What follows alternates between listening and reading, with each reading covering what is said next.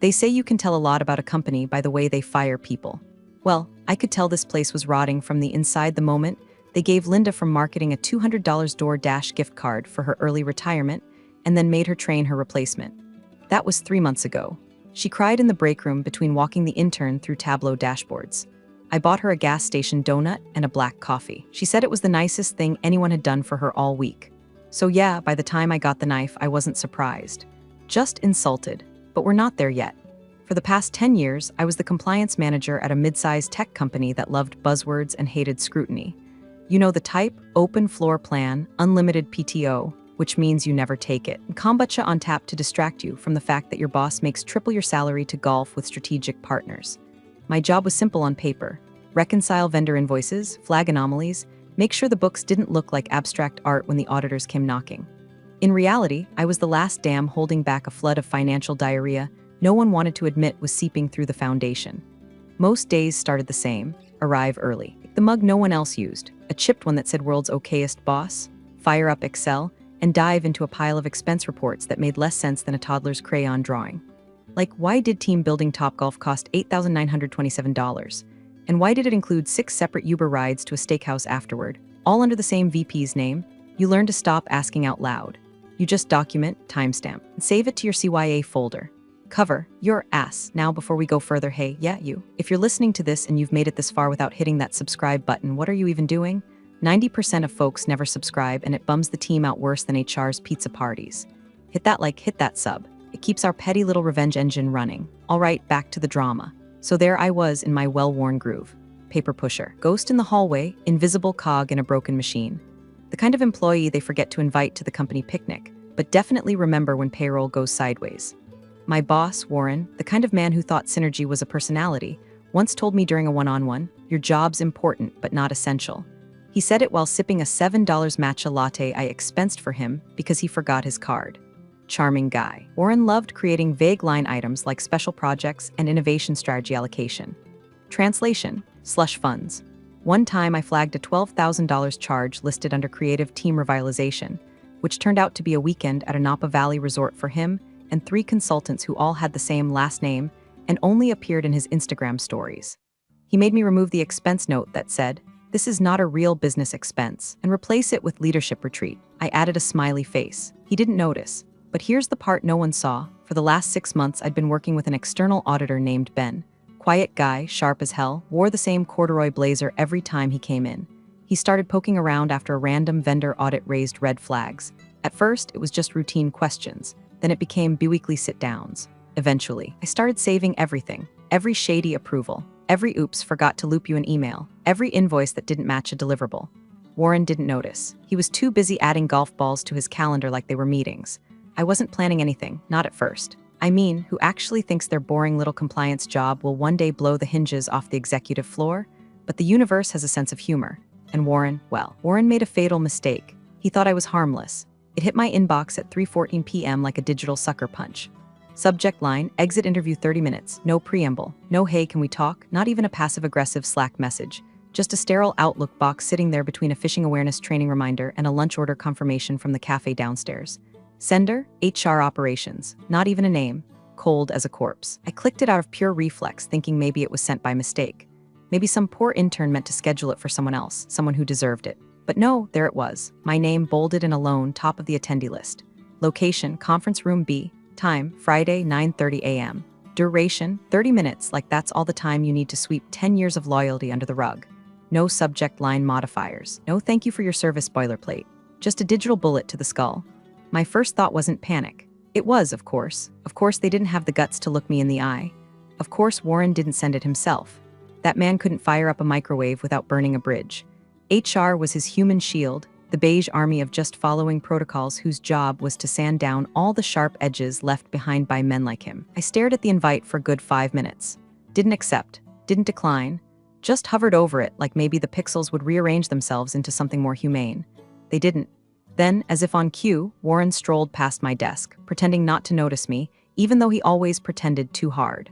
I watched his reflection in the screen as he fake-chatted with the sales director about Q4 opportunities and pipeline synergy. His voice had that extra layer of performative volume, like he was trying to remind everyone he was still alpha. He didn't even glance in my direction. No nod, no hey, can we talk later? Just straight into the hallway and out of sight, probably off to approve another $3,000 client dinner with no client in sight. I could almost hear the wheels in his head. Once she's gone, no one will ask questions. That was the moment it shifted. The sting of betrayal began to simmer into something sharper. Not rage, not yet, but a kind of bitter clarity, the flavor of a truth I'd always known but never wanted to swallow. I wasn't leaving because I failed. I was leaving because I made it harder for him to get away with failing. And that's when the thought hit me. Not like lightning, more like the click of a perfectly cut puzzle piece snapping into place. I reopened the calendar invite, clicked accept, and hovered over the little gray plus sign labeled add optional attendee. You ever watch someone pull the pin on a grenade like they're stirring tea? I typed the name, Benjamin Alston, the external auditor. The man who'd been quietly documenting Warren's creative accounting for 6 months. He didn't work for us. He worked for a third-party firm contracted for our annual audit, but I'd made sure he saw everything I saw. Not because I expected this, just insurance. Just in case the sky fell, I added him, no note, no explanation, just a silent flag in the system. Then I hit send, and for the first time all day I smiled. The next 2 hours passed like I was floating underwater. No one said anything, but the air felt charged. As if somewhere in the system the machine had noticed something was off. I kept working. Quietly, efficiently, reconciled vendor payments, cross-checked some purchase orders, forwarded 3 flagged reimbursements to HR just to stay consistent. But my hands weren't shaking anymore. Let them think I'd go quietly. Let them think I was just another disposable cog. They were about to find out what happens when the paper pusher stops pushing and starts pulling strings. I didn't cry. That's what surprised me. You'd think after a decade of dragging this company's bloated corpse through every audit cycle, I'd at least tear up watching it toss me like expired printer toner. But no, I didn't cry. I didn't even flinch. I smirked. It was the kind of smirk you get when the school bully swings at you and doesn't realize you already loosened the bolts on his lunch tray. While the rest of the floor buzzed with Friday faux energy, sales guys chest bumping over closed deals, interns pretending to work in Notion dashboards, I sat at my desk, calm as a coma. My fingers clicked through invoice folders like it was any other day. If someone had taken a photo of me right then, they'd have captioned it mid-level compliance drone at peace. No one would have guessed I was prepping a corporate execution. Thing is, I'd already done the hard part. I'd already gathered the receipts. Literal and metaphorical. Over the last 6 months, every oddity Ben, the auditor, noticed, I matched with an internal paper trail. Why did the same vendor show up under 5 aliases? Why did Project X Marketing invoice us for services identical to those billed by Unified Brand Intelligence just 3 days later? Why was the same signature used on 2 separate approval chains, both allegedly signed in person on the same date, hours apart, in different cities? Warren had answers. He always had answers. Usually delivered with a wink and a coffee that somehow cost $11. Ben wasn't a VP. He didn't care about charm. He cared about patterns. And me? I was the pattern. I was the invisible constant in every invoice stream, every ledger update, every bizarre expense that passed through accounting like a sneeze in a hurricane. Ben didn't say much, just raised an eyebrow sometimes. That was our code. A raised eyebrow meant document this. 2 raised eyebrows meant get a backup off the shared drive before someone accidentally deletes it. So I had it all, timestamps, versions, metadata trails that Warren wouldn't be able to scrub with a flamethrower. I wasn't trying to be a whistleblower. I was just a woman who hated loose ends. And now, thanks to one cowardly calendar invite, I wasn't cleaning up Warren's mess anymore. I was gift wrapping it. I opened my inbox again and stared at the invite, not out of doubt, just appreciating the poetry. They'd scheduled it for 9:30 a.m. Probably figured it'd be early enough to avoid questions from the lunch crowd. Give me just enough time to pack my little cardboard box of cubicle memories before the rest of the rats scurried in. But they forgot something important, something every compliance officer learns sooner or later. There's no such thing as a clean break when you owe receipts. I clicked accept. Then I added Ben as an optional attendee. No message, no warning, just his name, slotted in like a scalpel tucked neatly into a surgeon's tray. Would he show? I didn't know. Auditors weren't usually in exit interviews, but I'd done my part. I'd opened the door. And if I knew Ben, and I did, he wouldn't be able to resist peeking through. After I sent it, I stood up, walked to the break room, poured myself a coffee from the communal pot, the one that always tasted faintly of pennies and regret. Nobody looked up. HR had probably already been whispering. I could feel it in the way people blinked too quickly when I made eye contact. Fine, let them squirm. Let them pretend I'd vanished before I was even gone. Back at my desk, I reopened the invoice folder for special projects, the one Warren thought no one checked unless legally forced. I scrolled to the entry marked vendor, Phoenix Synergy Group. No address, no contact name. $187,900 billed for strategic alignment consulting. Ben had once asked, what the hell is strategic alignment anyway? I told him whatever the guy signing the check wants it to be. Now, for the first time in months, I felt something strange. Not fear, not sadness, something cleaner. Resolve. Let's see what happens when the girl in the beige cubicle pulls the fire alarm. Monday arrived like a hangover in a Hawaiian shirt. The office smelled like burnt coffee and artificial citrus. Someone overdid it with the plug-in diffuser near the reception desk, like masking rot with lemon zest would fix morale. I walked in at 8:01 a.m., same as always, badge still working, workstation still humming. You'd never know I was marked for deletion. Except you would. People stopped making eye contact. My usual hallway nods turned into awkward shoulder turns. Danielle from procurement used to overshare her Tinder dates with me every Thursday, suddenly couldn't remember how elevators worked. She stood there pretending to read an HR flyer about workplace mindfulness like it was the Dead Sea Scrolls. The whispers weren't loud, but they were surgical. Not gossip, more like damage control. They'd seen the exit interview on the shared calendar. They knew better than to ask. Around here, curiosity was treated like theft. You ask one question, and suddenly you're not aligned with the company's evolving priorities. Meanwhile, Warren was living his best life, strutting through the office with the grace of a constipated peacock, holding a Starbucks cup he didn't pay for, and talking just a bit too loud about Q4 growth verticals. The man had all the subtlety of a toddler with a megaphone. He even cracked a joke at the Monday stand-up about leaning down the org chart. Got a couple pity laughs. Probably thought he nailed it. He didn't even look at me. That was the part that nearly made me laugh. The sheer theater of pretending I didn't exist. As if my chair had already been removed, my files wiped, my name etched off the plaque in the bathroom rota. I half expected him to walk through me like I was a ghost, but I wasn't gone yet, and I had no intention of making my exit clean. Still, I played along. No drama, no paper trails of rage, just quiet, surgical orderliness. I spent most of Monday finishing handoff notes for the poor soul who'd inherit my digital purgatory. I updated SOPs, archived compliance logs, and scheduled a few reminder emails to send next week, each one pointing to a little time bomb Warren never disarmed. I didn't even take lunch. Just sat at my desk, fingers gliding over the keyboard, the hum of injustice buzzing softly in my spine. At 3:00 p.m., dropped a manila folder in accounting labeled Unreconciled Exceptions Q2 Q4. Inside, 37 pages of petty fraud dressed up like strategy. I didn't highlight anything, just attached a sticky note that said, in case anyone asks later. I made sure my digital trail was clean too. No passive-aggressive emails, no cryptic Slack messages, just the pristine calm of a woman who's already moved on in spirit while her body finishes the paperwork. Around 4:30, Warren passed by again, this time deep in conversation with our CTO about streamlining financial oversight. I nearly bit my tongue in half. This man once submitted a receipt for a bottle of Johnny Walker Blue as data backup storage. He didn't even try, just assumed no one would dare question it. And they didn't accept me.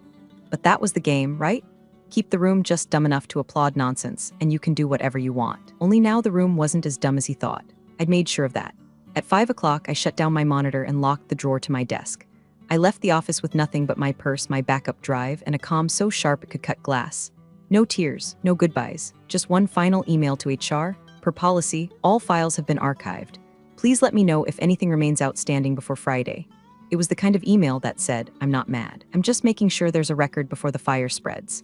That night, I microwaved leftover pad thai and rewatched the exit interview invite. It was still on my calendar. Still confirmed, still included one optional attendee. Ben hadn't removed himself, and Warren, he still hadn't seen it, or if he had, he assumed it was a clerical error. He always did. Let him swagger. Let them all whisper. The silence was about to get loud. Friday morning came draped in fake warmth. The receptionist chirped out a toot cheerful happy Friday. As I badged in, I gave her the kind of smile you reserve for people who mean well but are complicit anyway. My heels clicked down the hallway like punctuation marks. One step for every lie I'd watched get rubber stamped. One step for every time I was told to stay in my lane.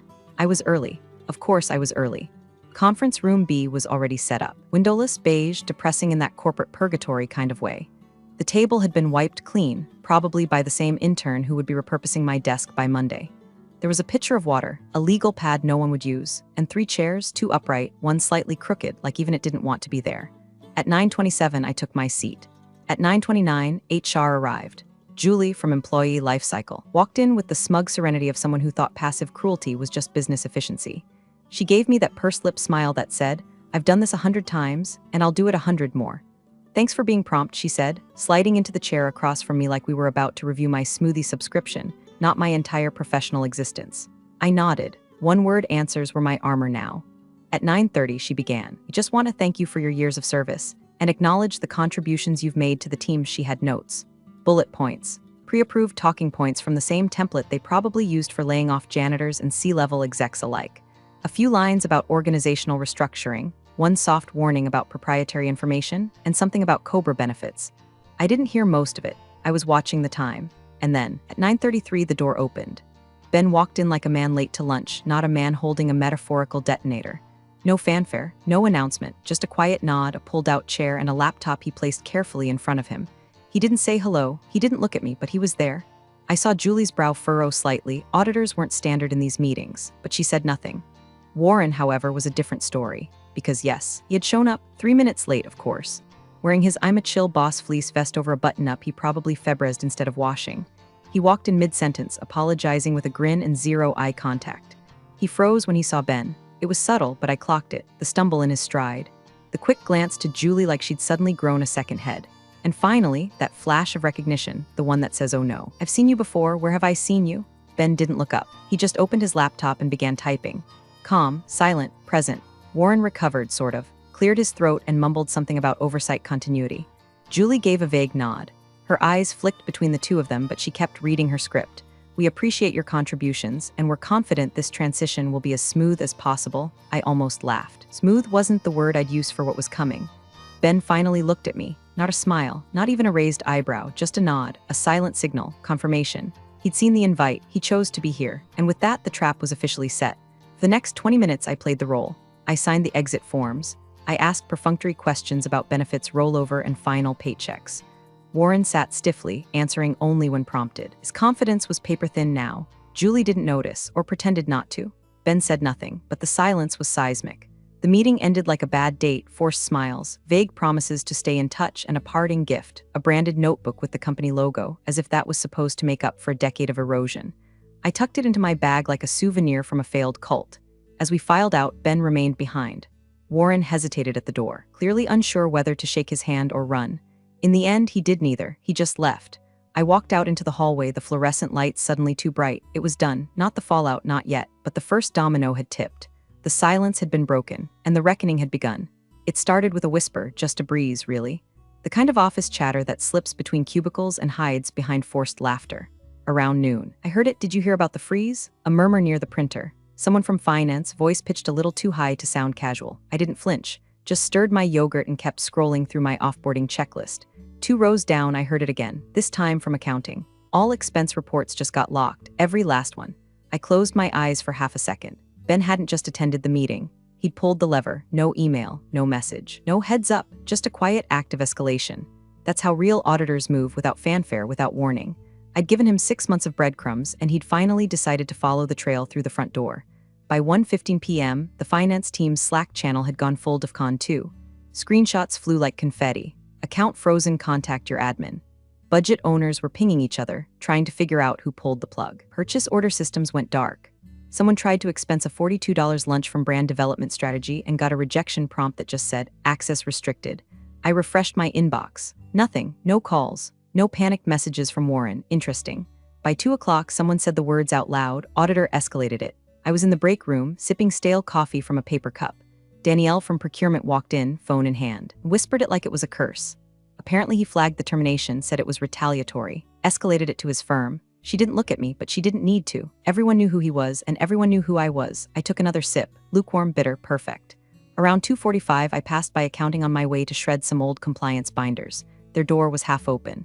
Inside, I saw Marcy, the director, arguing with someone over speakerphone. Her voice was tight, clipped. "No, I don't know what Freeze Directive 041 is. It's not ours. It's coming from the audit firm, not internal. We're just as blind." "Yes," I said, "we're checking with legal." I paused at the water cooler just long enough to hear her slam the phone down. By 3 o'clock p.m., people were officially spiraling. HR sent out a vague email about temporary administrative restrictions due to routine compliance review. Kind of language that means, oh God, something's happening and we're not allowed to tell you what. The irony? I was still technically employed, still had badge access, still had a functioning email. While everyone else was scrambling, I was quietly backing up folders to my encrypted drive, finishing my handover checklist, forwarding last bits of documentation to the audit support at Alias I'd created 6 weeks ago, just in case. At 3:17 p.m., Warren finally emerged. I watched him from the hallway. He was hunched over, tie crooked, phone glued to his ear. He walked past our shared kitchenette like a man trying not to look guilty. But his eyes darted like a cornered animal. I heard one sentence, clipped, low, urgent. "I don't know who escalated it, okay? I didn't approve a freeze, liar." Of course he didn't approve it. That's what made it beautiful. By 3:45, the special projects folder had disappeared from the shared drive. Vanished. Not archived, not restricted. Gone, which only confirmed what I already knew. It had been real, and it had been dangerous. The best part? No one had asked me a single question. Not HR, not legal, not Warren. They didn't dare, because they knew. They knew if they pulled too hard on any thread I left behind, the whole suit would come apart, and none of them were wearing underwear. I went home at 5:01 p.m., took the stairs instead of the elevator, didn't say goodbye. The office was so quiet it felt like church after a scandal. When I stepped outside, the sun hit me like a spotlight, and for the first time in weeks, I didn't feel invisible. I didn't win, not yet, but the machine was starting to eat itself, and all I had to do now was listen.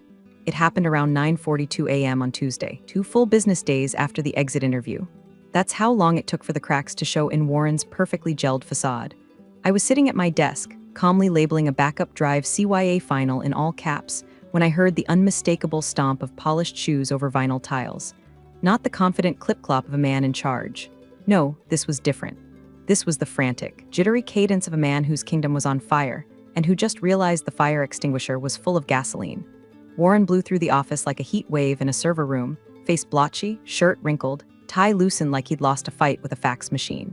He wasn't even pretending to smile anymore. Just red in the face and white in the knuckles, clutching his phone like it might confess something if he squeezed hard enough. Where the hell is Marcy? He barked at no one in particular, scanning accounting like a man hunting for the last life vest on the Titanic. Why wasn't I notified about the freeze on line item 47B? Line item 47B. That was special projects. Code for whatever shadowy spending buffet he'd been gorging on since last spring. Golf junkets, phantom consultants, emergency retention, bonuses to people who conveniently never showed up on org charts. I knew every greasy transaction by heart. I'd reconciled every lie, and now it was frozen. He spun on his heel and nearly collided with Danielle, who jumped back like he was contagious. She offered nothing but a terrified shrug. Good girl. I sat at my desk, wrapping a USB cable with the kind of precision usually reserved for bomb disposal. I didn't look up, didn't speak, didn't flinch. I didn't need to. Panic was doing all the talking. Marcy from accounting eventually emerged, flanked by 2 interns and holding a folder like it was radioactive. I caught a piece of her hushed reply. We've been told not to touch anything flagged by the audit firm. Yes, Warren, that includes your budget lines. I wanted to frame that sentence. Hang it on a wall like a diploma. Warren's face did something grotesque then. A twitch, a hiccup of rage so sudden I thought he might start gnawing on the conference room table. He turned, locked eyes with me for the first time in days. And in that moment, he knew. He knew exactly what I'd done. He didn't say a word, just stared. His lips parted like he might speak, but no sound came out. He looked like a man halfway through a car crash. I tilted my head just slightly. A silent, elegant what expression. Then I reached into the drawer and pulled out the small cardboard box I'd set aside last week, the same one that once held a shipment of branded mousepads no one wanted. I started packing. Not angrily, not dramatically, just methodically. Mouse, keyboard wrist rest, desk cactus. 1 mug that said coffee and compliance in Comic Sans. A tiny printout of a comic strip I liked, featuring a stick figure drowning in paperwork saying, "At least I'm productive about it." The office wasn't loud anymore. It was humming, that low, terrified murmur of an ecosystem turning on itself. Emails flew, doors shut. HR had locked their Slack status to do not disturb. Every other screen was frozen on spreadsheets people were pretending to understand. I took my time, no rush, let the air steep in dread. Let the silence stretch until it snapped. When I stood up, Warren was pacing in front of Marcy's door, phone back at his ear, gesturing wildly like he was conducting an orchestra of chaos. I walked right past him. He stepped aside without a word. The hallway lights flickered as I passed, coincidence probably, but I let myself imagine it was the building tipping its hat.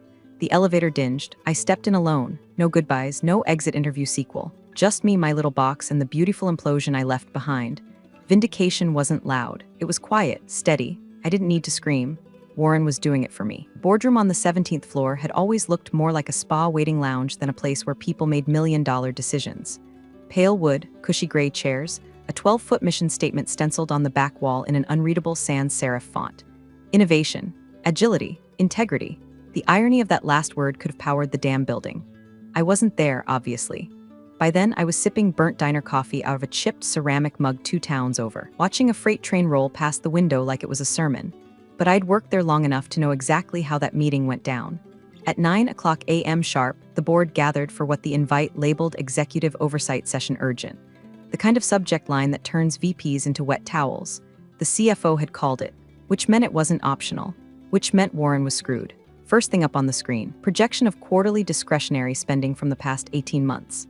A very long, very red line curved sharply upward like a lie someone stopped trying to hide. Underneath, 5 entries. Phoenix Synergy Group, $187,900. Project Echo, $236,000. Special Projects, $928,000. Vendor TBD, $314,700. Executive Strategic Development, $411,500. Total, $2.07 million. No deliverables, no contracts, no explanations. Then came the second slide. This one had metadata. Each expense was tagged with an approving officer. Every tag read, W. Landry, VP Strategic Operations, and somewhere on that slide, in a smaller font, highlighted in orange by someone who clearly had a sense of theater, was the timestamp from Friday's exit interview, cross-referenced with a sudden surge of flagged transactions from the audit firm's compliance system. Ben had submitted a preliminary incident report that morning. Legal's turn. The general counsel stood, cleared his throat, and dropped a folder on the table with a quiet thump. Inside, a formal notification that the audit firm had triggered Article 9 of the Oversight Agreement. It meant one thing: an investigation had started. Effective immediately, all discretionary funds not tied to existing contractual obligations were frozen. Expense accounts locked. Vendor payments paused. Project Echo, on hold. Phoenix Synergy, under review. Every shell company Warren had floated to funnel money into his side hustle dreams, exposed. You could almost hear the oxygen leave the room. Someone, probably Meredith from Investor Relations, asked, "Why now?" The answer came not from legal, from the auditor himself, who had dialed in via Zoom. His face on the giant screen was pinched professional. He looked like he'd slept 2 hours in a Motel 6 and still read the fine print for fun. "We believe the termination of your compliance manager may have been retaliatory," he said plainly. She raised multiple red flags. Her documentation was thorough. "Our team has been quietly following her paper trail for months." Another director asked, "So this was planned?" "No," Ben replied. "She just knew where to look. That's when it stopped being about money and started being about liability." Warren tried to interrupt, he always did, but legal shut him down fast. The company's external counsel was now involved, and the audit firm had filed a notice of material concern with the state board. Translation: someone might be going to jail. They ended the meeting without a resolution. Just the usual boardroom exit shuffle, loose papers, awkward eye contact, 1 or 2 people already texting their private attorneys. Warren didn't say much after that. He didn't need to. The numbers had spoken. And the woman he erased had become the ghost rattling every chain. By the time I finished my coffee and paid the bill in cash, my phone buzzed with a message from an old coworker I hadn't heard from in months. "Girl, what the hell did you do? It just froze everything." I stared at the screen, didn't respond. Instead, I tucked my phone in my jacket pocket and stepped out into the sun. It was brighter than I remembered. Let them panic. Let the money dry up. Let the board trace every signature back to the same trembling hand. They wanted me gone. But now they'd have to live in the mess I'd been cleaning up for a decade. And I wasn't there to mop up this time. They gave him one final chance to explain himself. A special session, closed doors, no assistants, no distractions, just Warren sitting under a boardroom light that suddenly felt a hell of a lot hotter than usual. Across the table sat 11 board members, flanked by legal counsel, with printouts fanned before them like evidence in a courtroom. At the center of it all was one simple question, read by the chairman himself with all the grace of a guillotine, who authorized over $2 million under the budget line labeled Special Projects. Warren stammered. Of course he did. He had that gift of speaking for 20 minutes and saying absolutely nothing. He launched into jargon soup. Cross-functional pivot initiatives, innovation accelerators, vendor performance modeling. It was the verbal equivalent of throwing glitter at a crime scene. The board wasn't buying it. Not today. One director, a man who hadn't spoken in 2 meetings, held up a single-page printout.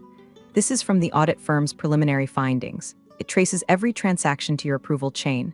Your initials, your login credentials, your IP address." He dropped it on the table like a coffin lid. Silence. Then legal slid a document across the table, an internal policy Warren himself had helped write, outlining the exact thresholds for discretionary spending without board oversight. He'd exceeded it 10 times over. The chairman leaned forward. "Why was none of this disclosed?" Warren's voice cracked. I assumed they were categorized under executive discretion, which, the auditor interrupted from the video screen, only applies under emergency operations and only when documented. Which these weren't. Someone coughed. Someone else muttered, "Jesus." CFO closed her folder and simply said, "He's cooked." The words weren't metaphorical. By the time the meeting ended, Warren was suspended pending investigation. His badge deactivated, his calendar locked. A security guard escorted him out, no dramatics, no shouting, just a quiet, surreal walk past the same people who once feared him. He didn't look at anyone, especially not the empty chair where I used to sit. At that same hour, 11:22 a.m., I was finishing my walk down the back stairs of the building, cardboard box in hand, the same one I'd packed with dull supplies and razor-sharp memories. Nobody stopped me. Nobody asked where I was going. I was yesterday's file, processed, archived, forgotten, which was perfect, because forgotten people don't set off alarms. They pull wires behind the walls. As I stepped into the parking lot, the wind kicked up just enough to lift the corner of the lid. Post-it fluttered loose, one I'd written months ago in a late-night flurry of sarcasm and spite. It read, "The only thing more dangerous than someone who knows where the bodies are is someone who buried them by policy." I tucked it back in. No farewell emails, no speech. No teary I gave this place everything goodbye. I didn't need to say anything. The system had spoken for me. By 3:00 p.m., news of the freeze had reached our investors. By 5 o'clock, 3 more senior managers had quietly updated their LinkedIn bios to open to work. By Friday, half the department had been pulled into interviews with external counsel. And me? I was home, barefoot, cross-legged on my couch, watching reruns of old sitcoms and sipping lukewarm wine out of a mug that said, "I don't rise and grind, I sip and smirk." The phone buzzed nonstop. Former coworkers, distant execs, even one board assistant asking if I'd be willing to consult during the transition. I didn't reply. Not yet. Let them sit in it. Let the whole machine chew itself to pieces trying to fix a mess it never acknowledged until it was too late. I didn't shout. I didn't beg. I didn't even raise my voice. All I did was add one name to a calendar invite, and it was enough to bring down a king. Thanks for watching, you cubicle warriors. Hit that subscribe button. Unless you're my old boss, then you're on your own. Revenge of the coffee pot strikes again.